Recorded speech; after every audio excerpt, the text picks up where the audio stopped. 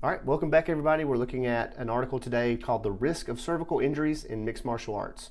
So it's published in the British Journal of Sports Medicine, and then it's cited in the comments, or excuse me, it's cited in the description. If you want to download it and follow along, I'm going to have the link up as well. So I'm not a huge fan of this article.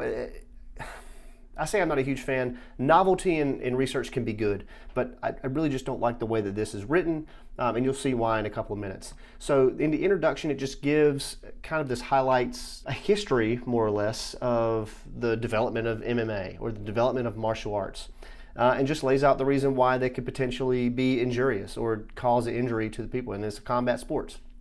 So the participants participating in the combat sports are more likely to sustain severe and potentially fatal injuries.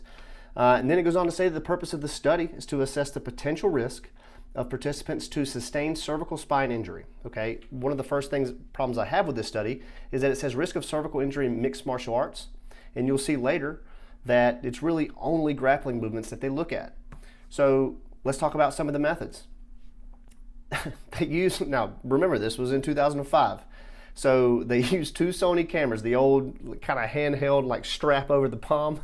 And they did the best they could. They didn't have the powerful iPhones that we have now. They may have had the iPhone, maybe not as powerful, definitely not as powerful as we have now.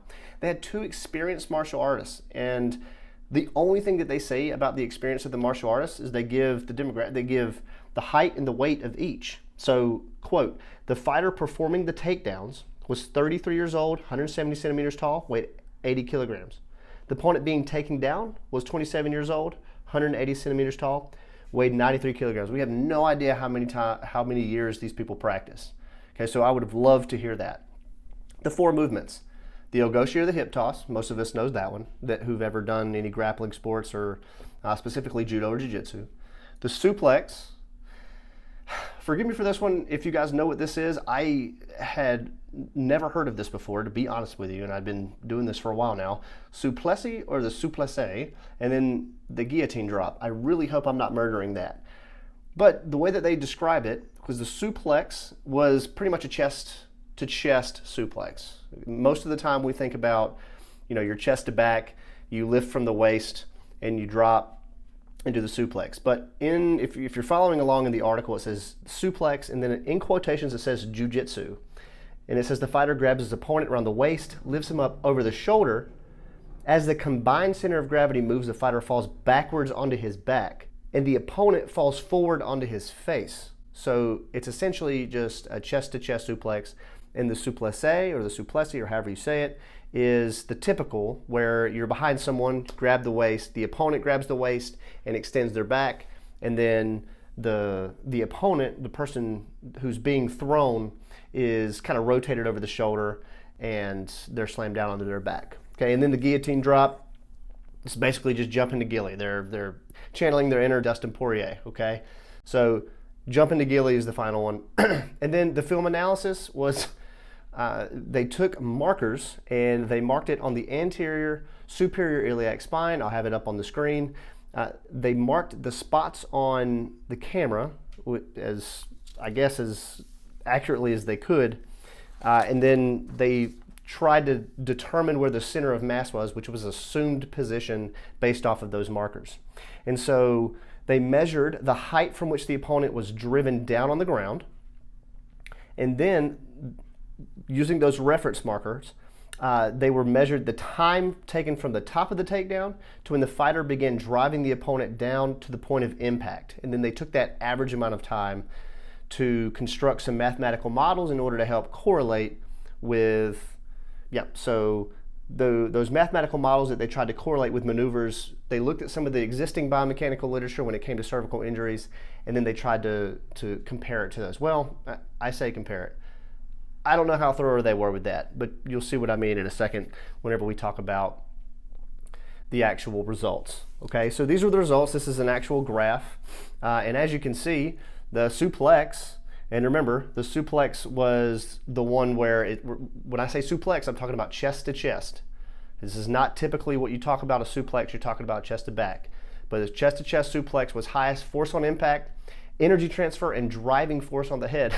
But the article says that really there was only one attempt that was filmed. So they said in the methods as well that they performed a total of 10 times each of these maneuvers. The opponent injured his cervical spine on the first one for the suplex, or for the chest-to-chest suplex. So I don't really know how they came to really any conclusions here. They took the only attempt that they had and took measurements on it, but I don't know. Nobody was willing, and even said in the literature that there was nobody was willing to do the rest of or participate in the rest of those throws for that maneuver. But it was concluded that the cervical spine movement during the hip toss and the souplesse, however you say it, was considered to resemble kinematics of a rear end collision, motor vehicle collision. This is a pretty wild claim. I'll say that. So this is talking about whenever your head moves forward and then it moves back, creating that whiplash motion. Okay, so I've got the picture of the car crash collision here, and it even says that they're unable to find the kinetics to compare to the guillotine drop and the suplex. Now, this is probably because in the guillotine drop is hyperflexion, so flexion is moving the head forward. And during the suplex, and remember with the suplex, they're talking about the chest to chest, so they only did one thing, and so they're not, I don't know what other thing they could have been looking for in the literature to try and compare to this, but they did at least disclose that they were unable to find kinetics to compare to that. They mentioned that the role of energy transmission in the injury was not assessed in the literature review. So I think this is a pretty egregious oversight, and maybe they didn't want to do it, or maybe they didn't have the time to do it. Even after all that, they even stated that the author strongly believed the gross kinematics of the driving forces are comparable in these scenarios to the biphasic whiplash motion scenario. Biphasic just meaning two phases, hyperflexion, and then hyperextension. Okay, I don't really think that there's enough evidence in this to suggest that happened. We could talk about the discussion a little bit.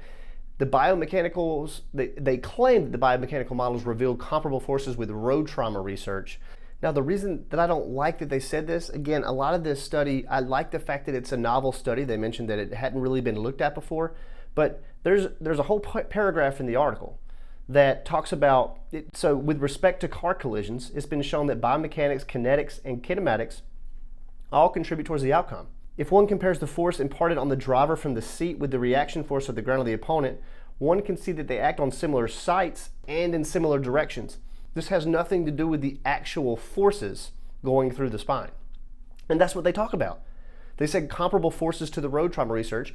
That's different than the place that is happening on the body and the movements that are seen as a result of it. We had nothing to show. And I looked through some of the articles that they cited that they said that, so in the conclusions, the first paragraph or first sentence of the second paragraph says, comparison of our biomechanical models with road trauma research has revealed comparable forces to produce cervical injury. That just doesn't seem to be true.